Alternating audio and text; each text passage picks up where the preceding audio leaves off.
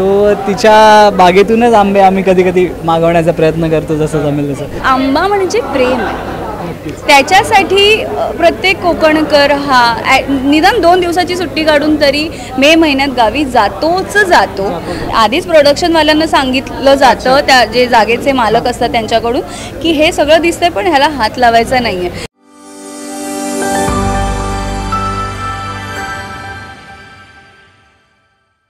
मे महिन्याची सुरुवात झाल्यावर सगळ्यात पहिली गोष्ट आठवते ते म्हणजे आपलं गाव. मग ते कुठे असो, कोकणात असो किंवा सातारा असो किंवा इतर कोणत्या ठिकाणी.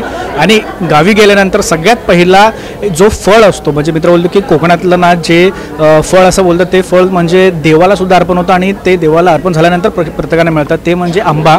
आणि आज याच आंबा महोत्सवात झी मराठी वाहिनीच्या आंबे महोत्सवामध्ये आपण मिळालो आहोत आणि याच आंबे महोत्सवामधले 2 गोड कलाकार माझ्यासोबत आहेत. आंब्याची पेटी मिळाली आहे, पाटी लपवली गेली आहे, ती आपण नंतर बघूया सुद्धा. आंबा महोत्सव आहे. मी जसं सुरुवातीला बोललो की कोकण आणि आंब्याचं समीकरण खरंच खूप वेगळं आहे. आंबे इतर प्रत्येक विभागामध्ये मिळतात, पण कोकणामधला जो आंबा असतो ना, तो त्याचा काहीतरी अलगच माहोल असतो.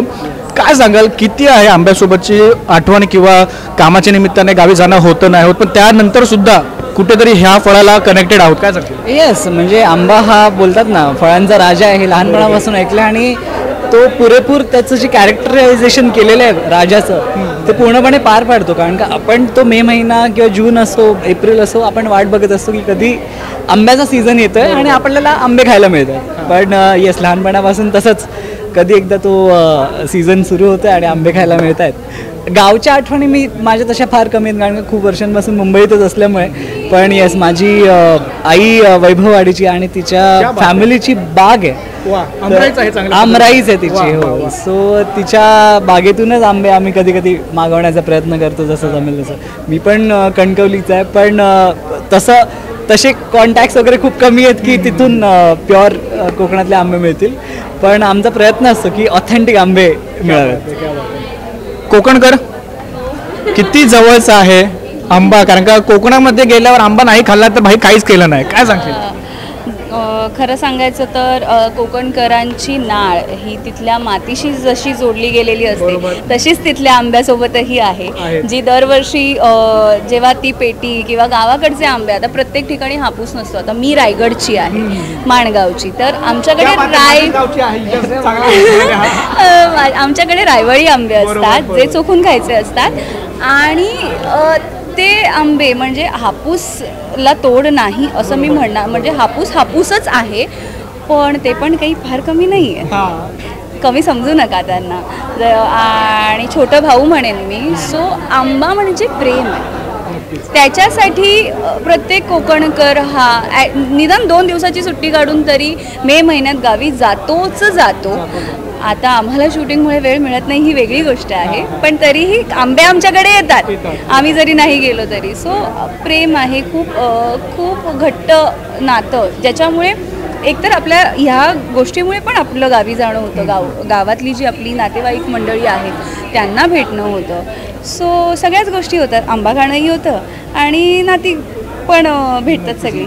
ना माझा प्रश्न तुमचा तोच होता की कामाच्या निमित्ताने ना खूप प्रमाणामध्ये आपल्याला गावी वगैरे जाणं किंवा कामामध्ये जास्त दिवस हा आपला मुंबईमध्ये असतो, पण सेटवर सुद्धा आजूबाजूला आंब्याची झाडं असतात आणि तिकडच्या मला तुम्हाला विचारायला आवडेल की किती चोरून खाल्लेली आहेस आणि किती स्वतः विकत घालेली आहेस? चोरून म्हणजे खरं सांगायचं तर चोरायचा प्रयत्न खूप केला, पण पुन्हा कोणतरी तिथून यायचं आणि आधीच प्रोडक्शनवाल्यांना सांगितलं जातं, त्या जे जागेचे मालक असतात त्यांच्याकडून, की हे सगळं दिसतंय पण ह्याला हात लावायचा नाही आहे. आणि मग ते प्रोडक्शनवाले येऊन आम्हाला सांगतात, त्यामुळे मग काही करताच येत नाही की मॅडम नका करू, आपल्याला पैसे द्यावे लागतील वगैरे. इच्छा खूप असते. म्हणजे एक ठिकाणी आत्ता रिसेंटली शूट करत होते मी, म्हणजे असं टेरेस, मी पळून जाते तो सगळा सिक्वेन्स.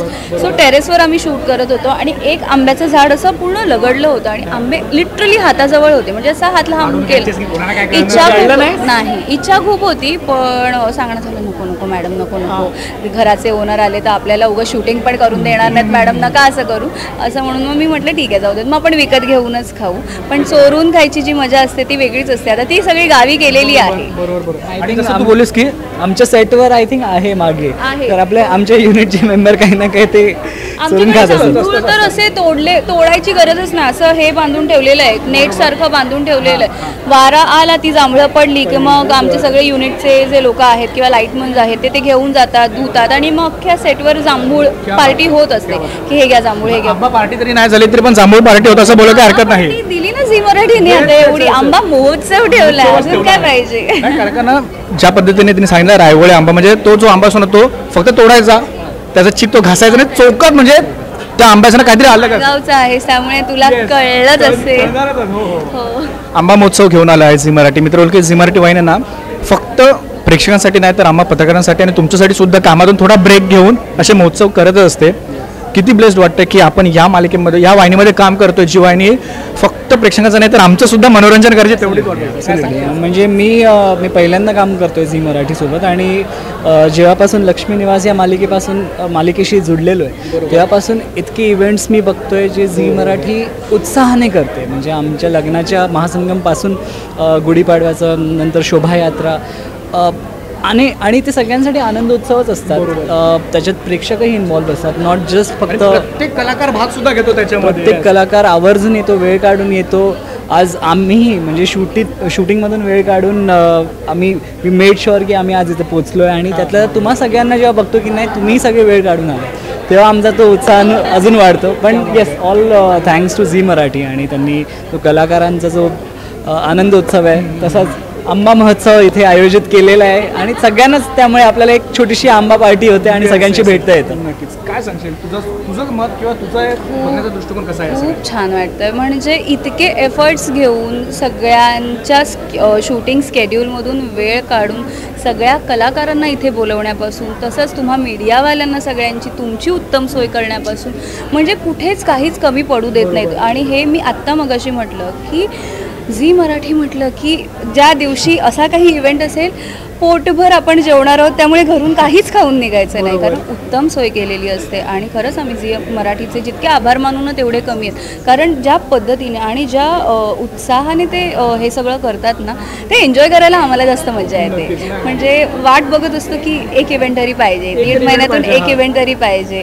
सो तो आम्हाला अनुभवायला मिळतो आणि त्याचबरोबर आमचं छान पॅम्परिंग पण होतं, आम्हाला छान छान खायला पण मिळतं आणि आम्हाला शूटिंगमधून थोडासा वेळ सुट्टी पण मिळते. पेटी सुद्धा आलेली आहे बाहेर. हे पॅम्परिंग असतं सगळ्यात. हे पॅम्परिंग आहे सगळ्यात. नाही खरंच खूप भारी वाटतं. तुर्तास मी थांबतो. सेटवर आपण भेटू, सेटवर आपण खूप सारे गप्पा मारू. तोपर्यंत धन्यवाद, तुमचं धन्यवाद आणि तुमच्या खरंच खूप आभार मानतो मी कारण का तुमच्यामुळे हा महोत्सव आम्हाला सगळ्यांना बघता आला, एन्जॉय करता आला. तोपर्यंत धन्यवाद आमच्या गप्पा मारल्याबद्दल आणि तुमच्या दोघांसोबत तुमच्या संपूर्ण टीमला all the very best. Thank you so much. Thank you so much. Social मीडियाच्या भाऊ गर्दीत विश्वासार्हतेने चकाकणारे नाव म्हणजे लेट्सअप मराठी. सगळ्यांना, सगळ्या नागरिकांना ती स्पीच, ती लेट्सअप वरील मुलाखती म्हणजे विचारांचा खजिना. त्यानंतरच्या निवडणुकीमध्ये मला सोडून गेले. बातम्या केवळ वस्तुस्थिती सांगणाऱ्या, न प्रोपगंडा, फक्त जनतेचा अजेंडा. क्योंकि आने वाला कल जाने वाला है, जाने वाला कल आने वाला है. राजकारण, मनोरंजन असो की क्रीडा क्षेत्र, महाराष्ट्राची स्पंदने संवेदनशीलतेने टिपणारे माध्यम म्हणजे लेट्सअप मराठी. जगासोबत एक पाऊल पुढे राहण्यासाठी लेट्सअपचे ॲप, सोशल मीडिया आणि वेबसाईट सोबत कनेक्टेड रहा.